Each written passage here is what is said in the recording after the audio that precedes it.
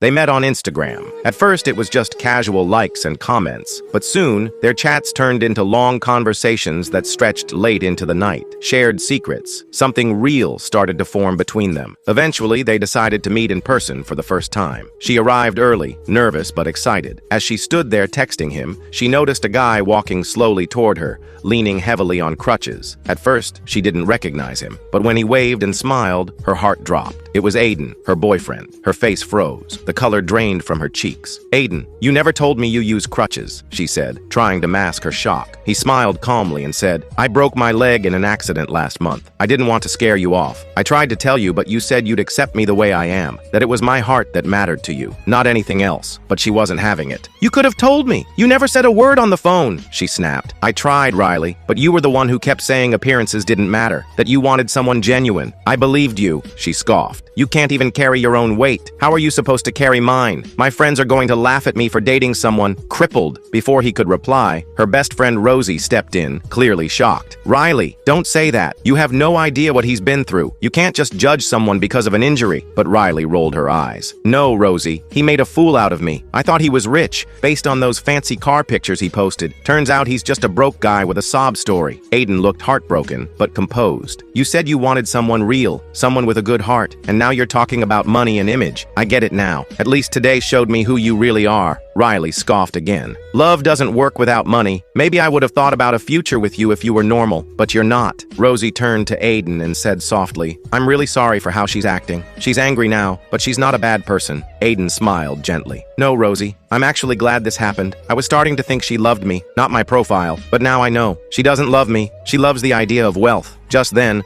a luxury car pulled up and stopped in front of them. A suited chauffeur stepped out, walked up to Aiden, and handed him the keys. "Sir, your car is ready. Are you still heading to the date?" Riley's jaw dropped. "Wait, why are you giving him the keys? He can't even walk properly. How's he going to drive a car?" The driver replied firmly, "Ma'am, this is Mr. Aiden. He owns this car, and he drives just fine. Please watch your tone." Aiden looked over at Riley, now pale with embarrassment. "Yeah, I was going on a date, but turns out the person I planned to meet today failed the real test." He turned to Rosie and smiled. "But someone else passed." Rosie blushed slightly, surprised. Aiden opened the car door for her, and she got in. As the car pulled away, Riley stood there speechless, watching the man she mocked drive away, with her kind-hearted best friend beside him. She was left behind, alone, with nothing but her regret.